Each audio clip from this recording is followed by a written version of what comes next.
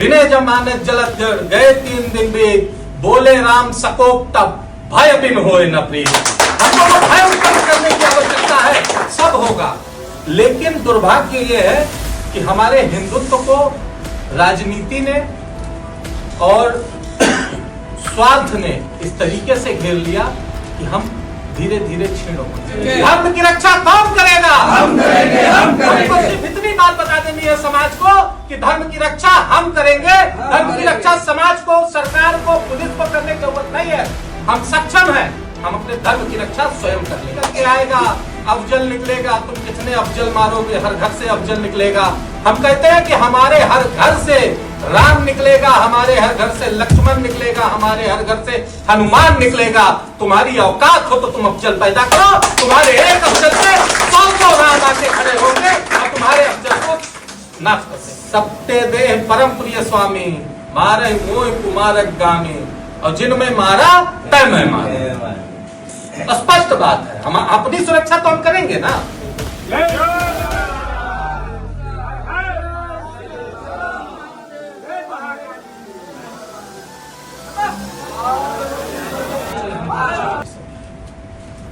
निर्माण क्यों किया गया?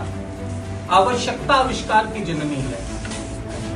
हम हिंदू समाज को एक कवच देना चाहते हैं। राष्ट्रीय हिंदू रक्षा परिषद एक ऐसे कवच का निर्माण करने जा रहा है, करने का बिल्कुल टूट चुका है, जिस कवच से टकरा के कोई भी आसुरी शक्ति हो, कोई भी विदेशी शक्ति हो, कोई भी धार्मिक शक्ति हो, कोई हमें कुछ नहीं कर सकता।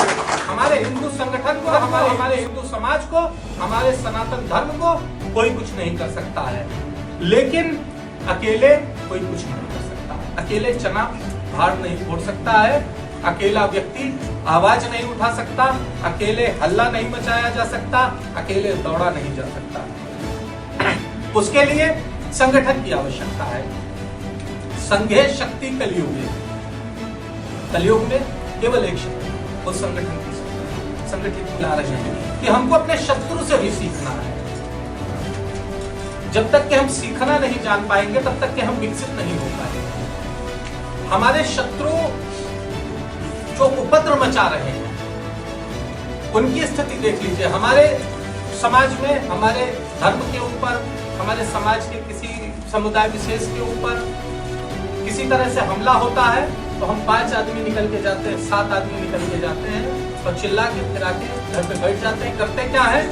एक ज्ञापन लेके जाते हैं और डीएम साहब को ज्ञापन देते हैं, और उससे ज्यादा मामला होता है तो थोड़ा सा खरवर इकट्ठा कर लेते हैं, पुतला फूकते हैं, मुर्दाबाद जिंदाबाद करके हवा के अपने घर में बैठ जाते हैं। एक पोस्टर कानपुर में फटा, पूरे देश में आग लग गई। सीखिए उनसे।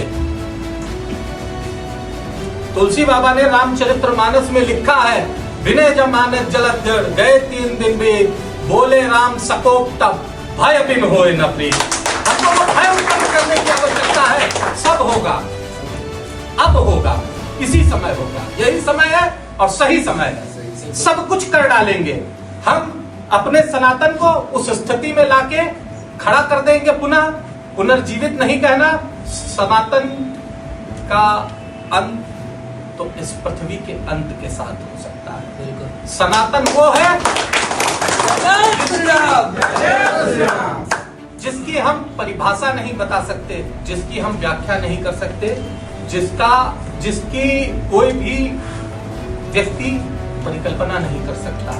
लेकिन दुर्भाग्य ये है कि हमारे हिंदुत्व को राजनीति ने और स्वार्थ ने इस तरीके से घेर लिया कि हम धीरे धीरे छीण हो गए। उन सभी लोगों को एकत्रित करना है। सरकार का काम सरकार करे, पुलिस का काम पुलिस करे, हमारा काम हम करें। हम ये नहीं कह रहे हैं कि हम सरकार का काम करेंगे या सरकार हमारा काम करेगी, पुलिस का काम हम करेंगे, पुलिस हमारा काम करेगी। लेकिन हम अपनी सुरक्षा तो कर सकते हैं। हमारी सुरक्षा करने कौन आएगा? हम बहुत छोटे थे, हमको पढ़ने जाते थे, हम आप सभी लोग पढ़ने जाते थे तो लोग वो प्रार्थना के बाद में आता था, जन्म जहाँ पे हमने पाया, अन्न जहाँ का हमने खाया, ये है प्यारा देश हमारा, देश की रक्षा कौन करेगा? हम चिल्ला चिल्ला के कहते थे। एक व्यक्ति से पूछते हैं कि धर्म की रक्षा कौन करेगा? हम करेंगे, हम करेंगे। धर्म की रक्षा कौन करेगा? हम करेंगे, हम करेंगे। कितनी बार बता देनी है ये समाज को कि धर्म की रक्षा हम करेंगे। धर्म की रक्षा समाज को, सरकार को, पुलिस को करने की जरूरत नहीं है। हम सक्षम हैं, हम अपने धर्म की रक्षा स्वयं कर लेंगे।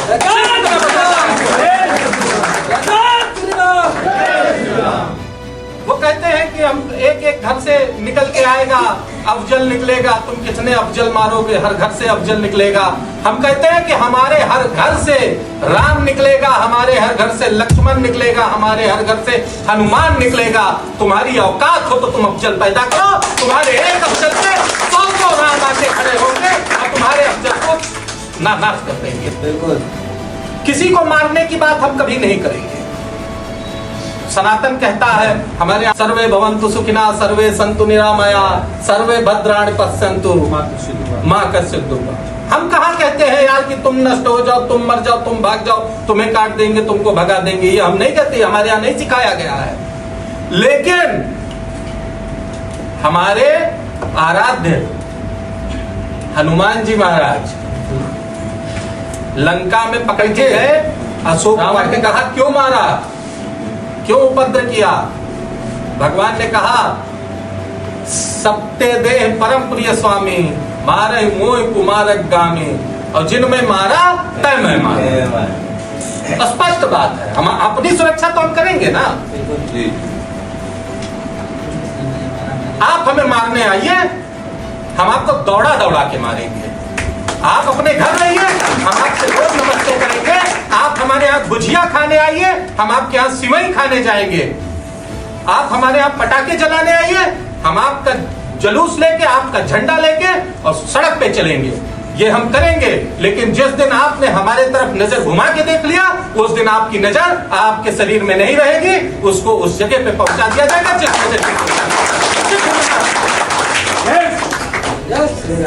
गो हत्या एक विषय है, महत्वपूर्ण विषय है, हमारा धर्म है। हम गाय को माता मानते हैं, हमारे सनातन में हर जगह लिखा हुआ है, हमारे ग्रंथों में लिखा हुआ है। जितने देवी देवता हैं, 33 कोटि देवी देवता, सभी 33 प्रकार के देवी देवता गौ माता के अंदर वास करते हैं। यदि गौ माता को हम पूज रहे हैं, आप हमारे भाई हैं, तो क्या केवल वही एक विकल्प है? आप अपने बच्चों को मार के खा जाइए, अपनी पत्नियों को मार के खा जाइए, गौ माता को क्यों खा रहे हैं? और अगर आप गौ माता को खाएंगे तो हम आपकी अंतड़ियां नोच ले जाएंगे। हम ये व्यवस्था कर देंगे। जबरदस्ती लालच देके, बहला फुसला के, धमका के अगर आप धर्मांतरण करने आएंगे तो आप फिर वापस नहीं जाएंगे। हम ये व्यवस्था करनी है। आप अपने लिए कुछ भी कर रहे हो, आप शाहिद बन के आइए, किसी प्रेरणा को ले जाना चाहिए तो आप शाहिद बन के किसी प्रेरणा को लेके जाइए। आप सोनू बन के अगर प्रेरणा को लेके जाने की कोशिश करेंगे तो आपको सोन नदी में गाड़ दिया जाएगा। इस बात का संकल्प हमारे देवी देवताओं का, आप अपने देवी देवताओं का सम्मान कीजिए, आप पेड़ की पूजा कीजिए, आप सड़क की पूजा कीजिए, आप ईंटें की पूजा कीजिए, कोई पूछने नहीं आ रहा है। लेकिन अगर हम पूजा करने जा रहे हैं, हम चाहे दूध नदी में गिरा दें, चाहे दूध अपने सर पे चढ़ा लें, अगर आप हमारे किसी धर्म पे, किसी हमारे पूजा पद्धति पे, हमारे किसी देवी देवता के ऊपर टिप्पणी करते हैं तो अब हिंदू समाज उसको बर्दाश्त नहीं करेगा।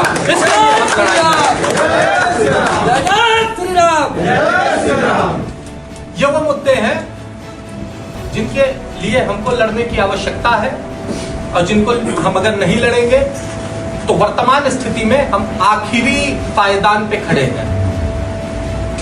ग्राफिकल स्ट्रक्चर इसका देखिए, गणितीय संरचना देखिए, इसको समझने की कोशिश कीजिए। 1947 में देश को आजाद किया गया। देश की आजादी के बाद 28% हमारे भाइयों को उधर झोंक दिया गया। 5% शांति दूतों को हमारे पास भेज दिया गया।